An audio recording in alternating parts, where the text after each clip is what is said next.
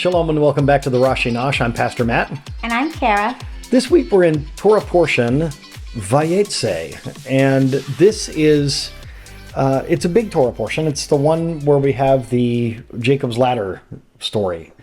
But what we're going to look at today in our JPS Rashi Torah discussion commentary is this first concept or division here in page 21 called making a difference. Making a difference. What it means to be a righteous person in the world that has an impact on the place around them. So, as always, I'm just going to read to us from this commentary, and then we have some questions for discussion. In last week's Parasha, Esau vowed to kill his brother Jacob, who had taken the paternal blessing intended for Esau, the firstborn.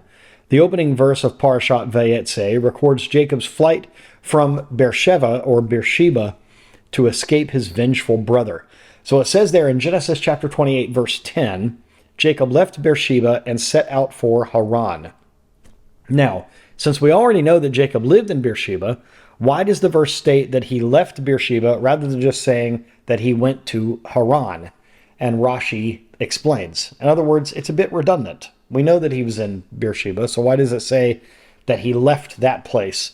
Not just that he went to this other place, but that he left this other place. So Rashi says this: the Torah had only to write, and Jacob set out for Haran. Why did it mention his departure?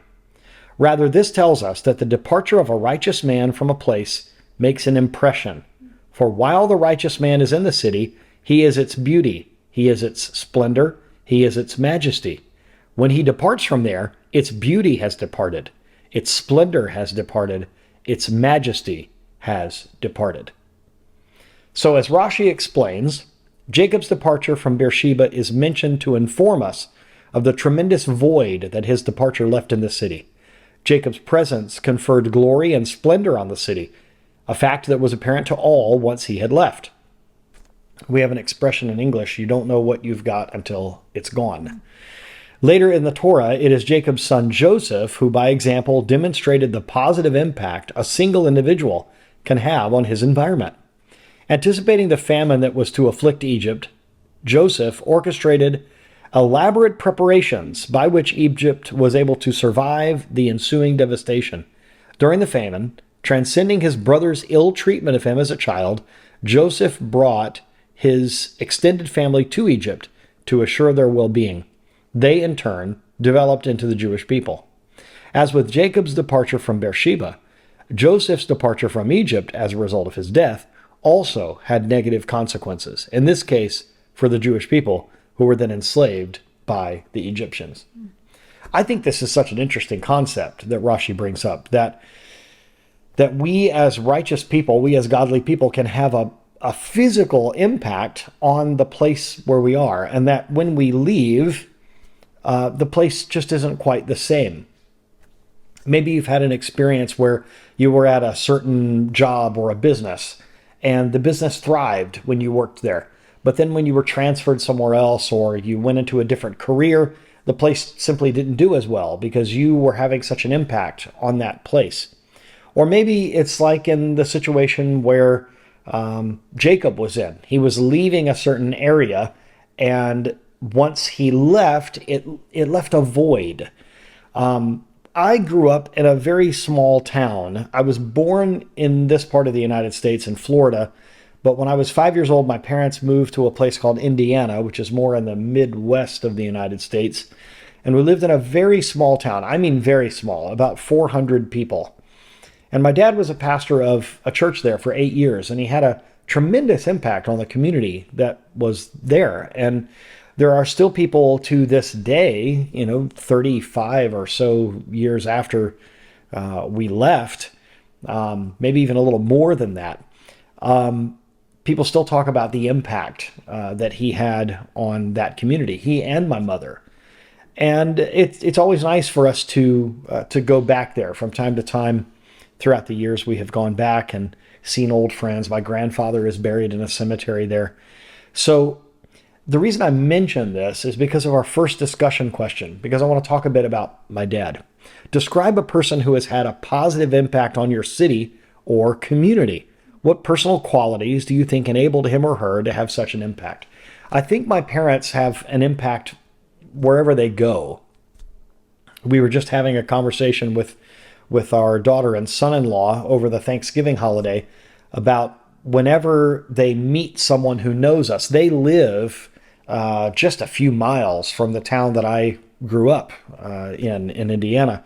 And just recently, they were meeting someone that they didn't realize knew my family. And they said, "Oh, yes, we know the McEwens down in Florida, and they used to live here." And they had a nice time of reminiscing there.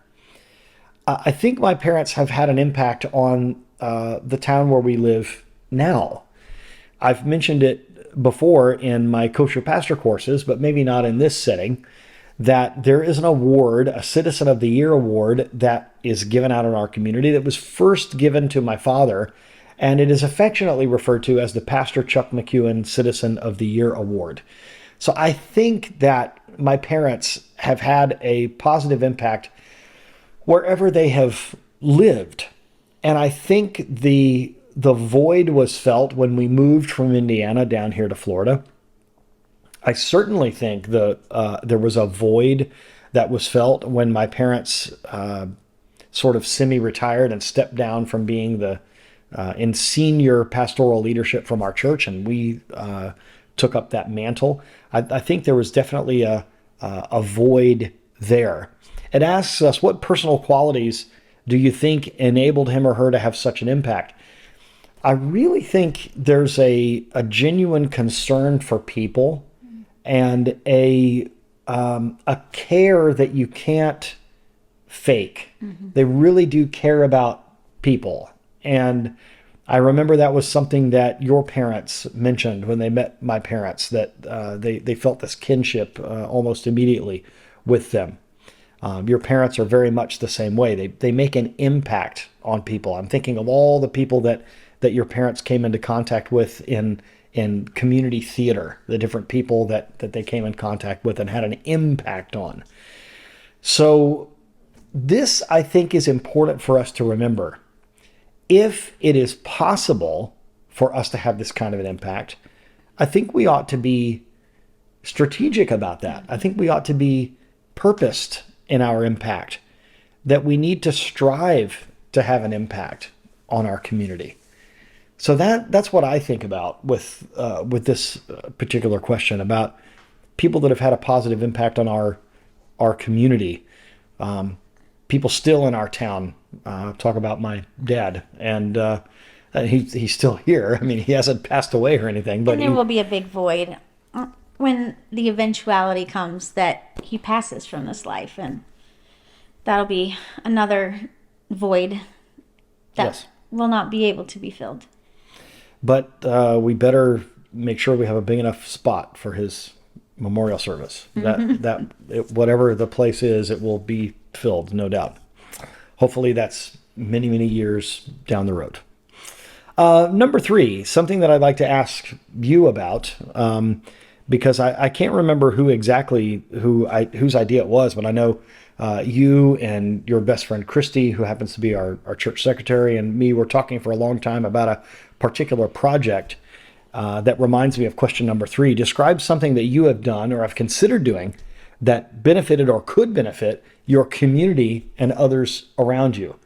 We were talking about a particular project, and eventually we got approval for that project. Yeah, I think it's always important to try to find ways, because sometimes it just doesn't. Like for Chuck and Vicky, your parent, I feel like it's just very natural. Like they don't even have to think about it. That's just the way they are. But not everyone is naturally thinking or just naturally falls into that community mindset necessarily. I know for myself, I can tend to become just real self-focused on my to-do list and my issues and my problems and my family only, And sometimes it's good to like put something in place that just kind of forces you to, kind of step out of your comfort zone maybe, or out of your normal mindset, and to think about the community at large, think about your congregation at large, but especially your community, because on the weekly, we obviously have opportunities to affect those that come into our doors, but we want to affect the people that don't necessarily walk in the doors. And so finding ways to do that. Obviously, our church already does a food pantry, which of course your dad's heavily involved in, and that reaches out to people, but not everybody can be involved in that. So we had talked about maybe finding a way to do something that was a little less in your face necessarily. Like, it didn't look like we were trying to get a pat on the back, but at the same time, something that would really benefit our community. And so we looked into being able to adopt the road that our church resides on. So we have a decent length of road that our church is like smack dab in the middle of. And so we contacted the city and asked if we could adopt it. And what you do when you adopt a road in the United States is that means you are in charge of picking up trash and litter on the sides of the road. And so, of course, the city was super excited. And they're like, yes, yes, yes, please do that. Because that, takes the burden off them of having to clean it up. So not only were we then, touching and reaching out a little bit to the city management to know that we were taking that burden from them. So now they're looking at our church as, oh, wow, how cool is that? But then also the people who see us when we are walking down the street, we're wearing, a bright colored vest to make sure we don't get hit by cars or anything. But there's a group of us that'll go down the road and we're just picking up trash and we're putting it in bags, and people constantly stop and ask who we are, why we're doing it, and that kind of encouraging and thanking us for doing that kind of thing. And then even if we don't get, stopped and encouraged, it's a good that's making an impact on our community. It's making it cleaner. It's making it nicer. The people who drive by, it's going to give them a better attitude towards our city. And it just makes you feel good to do something for your community. So even though it's a little different than maybe the food pantry, it's definitely a ministry in a way to reach out to our community and make a difference, especially for some of us that are a little more, maybe a little more reserved as far as like not just walking up to every stranger and being able to make a connection there. And so I've really enjoyed our church doing that, and I've been kind of headed that up a little bit. So we've really enjoyed doing that this last year and hope to continue to do that, and then continue to add other small ways that we can impact our community as we go forward. Because that's a physical thing. Mm-hmm. I think a lot of times we over spiritualize things, especially those of us that are in congregational leadership, whether a church, a synagogue, a messianic congregation, a home group. I think we can over spiritualize things and think of only making a difference spiritually to the people around us or to the community around us. But it is evident here that, according to Rashi, Jacob had a physical impact on the place that he was at. And so I think when we have an opportunity to do that, we just started thinking of just brainstorming ideas. How can we make our community physically better? And we began to notice that there were streets that were adopted, that, there would be a sign of this civic organization or this charity or someone had adopted this street. And I thought, or maybe you mentioned it, someone said, no one has adopted the very road that we're on. And what's interesting, I think there are 5 churches on our street. And we must have been the first church to even think of doing that. I had never thought of it before, and I'm not sure why, but sometimes you just have to think a little bit outside the box and to think of making a physical impact. And what's wonderful is some of the people that help out picking up garbage, picking up trash on the side of the road are people that cannot be involved in our food pantry ministry because largely those food giveaways happen during the day when most people are at work. A lot of our pantry people are retired or of retirement age or have schedules where they can work around it being in the morning time or in the daytime. But usually we do this on a weekend, usually on a Sunday afternoon. And what's beautiful is there are certain times of year where in the afternoon and the evening, where we live in Florida, it's a little cooler. Because sometimes it can even be dangerous physically for us to be out in the heat of the day where we live. So it's just something that's, it's easy. There's not a lot of, obviously you have to be physically able to do it. That might preclude someone from being involved. But the beautiful thing is the people that can be involved have an opportunity to make a real and lasting and tangible difference without it, like you said, without it seeming too awkward or embarrassing to maybe speak to people in that way. There's something to be said about making a physical difference in your community, just to make everyone's lives better, even people that aren't believers. I think it's good for us to have an impact on people outside our little circle. Yeah. So what can you do?